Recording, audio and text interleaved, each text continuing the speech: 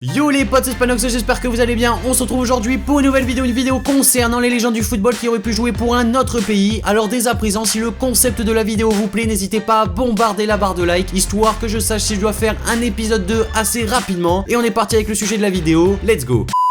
On a premièrement Mauro Camoranesi qui aura joué avec la sélection italienne, mais il aurait pu également jouer avec l'Argentine puisqu'il est né dans ce pays-là et il est doté donc de la double nationalité grâce à son grand-père qui est italien mais qui a immigré en Argentine au 19e siècle. Camoranesi aura tapé naturellement dans l'œil du sélectionneur italien Giovanni Trapattoni puisqu'il jouait déjà depuis plusieurs années du côté de l'Italie avec l'Hellas Vérone et la Juventus Turin. Après, Mauro Camoranesi ne peut pas vraiment regretter d'avoir choisi l'Italie puisqu'il aura quand même remporté la Coupe du Monde 2006, notamment face à la France en finale, et ça reste quand même une des compétitions les plus incroyables, et forcément quand on est footballeur, c'est ce qu'on veut gagner avec sa sélection. On poursuit ensuite avec Deco, qui a joué avec le Portugal, mais qui est brésilien puisqu'il est né au Brésil d'un père portugais et d'une mère brésilienne d'origine japonaise. Deco a donc eu le choix, mais en 1997, il a décidé, comme beaucoup de joueurs brésiliens, de tenter l'aventure européenne au Portugal, et c'est à ce moment-là qu'il a été naturalisé portugais. Il jouera son premier match en Seleção en marquant le but de la victoire sur coup franc contre son pays d'origine, le Brésil. Il deviendra alors très vite un élément essentiel de l'équipe, même s'il a été très critiqué par ses coéquipiers qui voyaient sa naturalisation comme une simple opportunité. Deco, c'est un milieu de terrain juste incroyable. Franchement, je pense qu'il fait partie des plus grands milieux de terrain de l'histoire. Et avec la sélection portugaise, il aura notamment été finaliste de l'Euro 2004 et il aura terminé 4e à la Coupe du Monde 2006. On enchaîne ensuite avec Ryan Giggs, qui aurait pu jouer avec l'Angleterre, mais il a décidé de jouer avec le Pays de Galles. Alors comme vous le savez ou non, Ryan Giggs aurait pu jouer pour un autre pays de la Grande-Bretagne. Cependant, il a quand même privilégié le pays dans lequel il est né, c'est-à-dire le Pays de Galles. Mais tout simplement, il aurait pu également jouer avec les Anglais. De plus, il évoluait depuis maintenant pas mal d'années du côté de Manchester United. Mais bon, il aura préféré les Gallois, il aura pas gagné grand-chose, mais il sera carrément devenu une icône de ce pays. On passe ensuite avec Frédéric Anouté, qui a joué pour le Mali, mais qui aurait pu également jouer pour l'équipe de France, puisqu'il est né en France, d'une mère française et d'un père malien. Il a commencé le football dans un petit club du Rhône, et le talent de Kanouté en tant qu'attaquant a été remarqué rapidement par le club de sa région, l'Olympique Lyonnais. Il aura ainsi rejoint le club et il aura fait ses débuts dans le monde du football professionnel avec l'équipe première en 97. Sa carrière internationale aura débuté par quelques sélections en équipe de France Espoir de football en 99 et une sélection en équipe A en 2001. Possédant la double nationalité franco-malienne, il bénéficie d'un changement de règlement de la FIFA à la veille de la Coupe d'Afrique des Nations 2004 en Tunisie, ce qui lui permettra de jouer avec l'équipe nationale du Mali. D'ailleurs, concernant la CAN 2004, il finira demi-finaliste. C'est vrai que Frédéric Kanouté, moi j'en ai de très bons souvenirs, puisque forcément je regarde beaucoup les matchs de Liga, et à l'époque il jouait au FC Séville, et il formait un duo d'attaquants avec Luis Fabiano, juste incroyable. On a ensuite Miroslav Klose, qui est né en Pologne, mais qui a décidé de jouer pour l'Allemagne. Il est le fils d'un ancien joueur de la JOCR, Joseph Klose, et d'une joueuse professionnelle de handball polonaise, Barbara Jez. Du coup, ses parents sont polonais, mais son père décide d'opter pour la nationalité allemande, et il immigre avec sa femme en Allemagne alors que Miroslav Klose a seulement 9 ans. Finalement, Miroslav décidera également de défendre les couleurs de la Nationalmannschaft et franchement, je pense qu'il aura fait un excellent choix puisqu'il aura vraiment remporté beaucoup de trophées. Vainqueur de la Coupe du Monde en 2014, il aura été également finaliste de la Coupe du Monde en 2002, mais surtout des distinctions personnelles incroyables puisqu'il est meilleur buteur de la Nationalmannschaft avec 71 buts, ainsi que le second joueur le plus capé en équipe nationale. De plus, c'est le meilleur buteur de l'histoire de la Coupe du Monde de football avec 16 buts. Donc franchement, c'est plein de distinctions qu'il a réussi à remporter grâce à ses bonnes performances avec la sélection allemande. On poursuit ensuite avec Niko Kovac, l'actuel entraîneur du Bayern Munich, qui a choisi la Croatie mais qui aurait également pu jouer pour l'Allemagne puisqu'il est né en Allemagne de parents croates. Il disposait du coup de la double nationalité, il choisira cependant le pays de ses parents. Niko Kovac, c'était un joueur extrêmement important pour la sélection croate, mais je pense qu'il aurait pu faire de grandes choses du côté du milieu de terrain de la Nationalmannschaft. En tout cas en Croatie, ça reste un emblème. On poursuit ensuite avec Marcos Senna, qui aura joué avec l'Espagne mais qui est brésilien. C'est une situation assez incroyable. Franchement, j'avais envie de vous la partager dans cette vidéo puisque Marcos Senna, il a été international espagnol mais il est né à Sao Paulo au Brésil. Il a évolué au poste de milieu de terrain défensif pendant tout le début de sa carrière du côté du Brésil. Finalement, il fera un saut en Europe en signant à Villarreal en 2002 où il aura vraiment impressionné toute l'Espagne et c'est peu dire puisque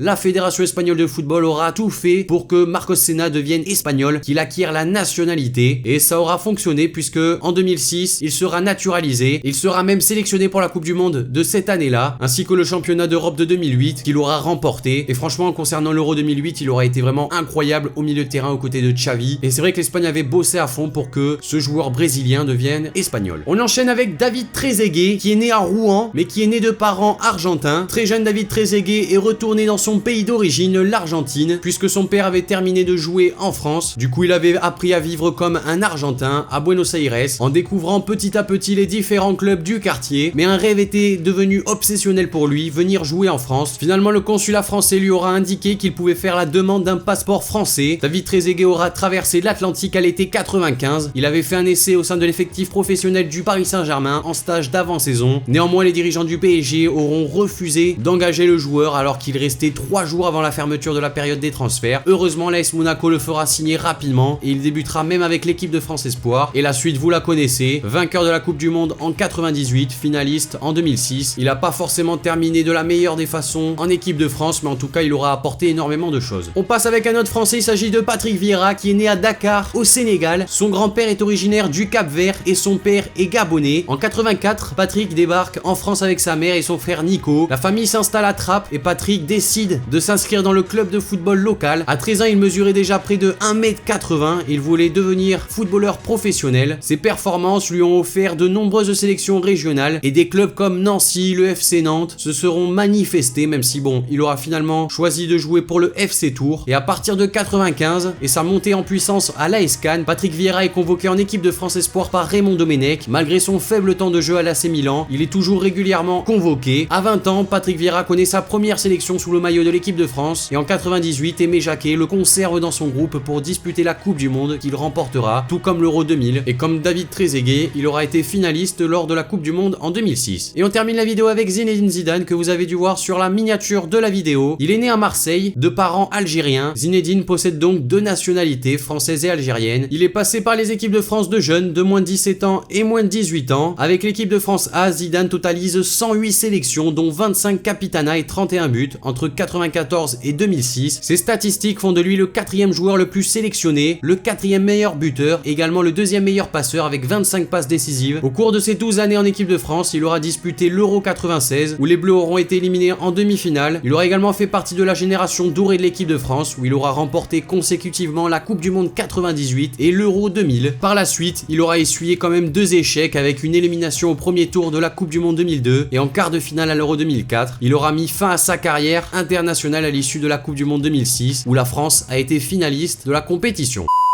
Donc voilà les amis, cette vidéo concernant les 10 légendes du football qui auront joué pour un autre pays. N'hésitez pas à me dire dans les commentaires ce que vous en avez pensé de ce concept là. Également n'hésitez pas à lâcher le like pour un 2e épisode. Abonnez-vous si c'est pas déjà fait. Moi je vous dis à la prochaine pour une nouvelle vidéo, c'était Spanox. Allez salut tout le monde.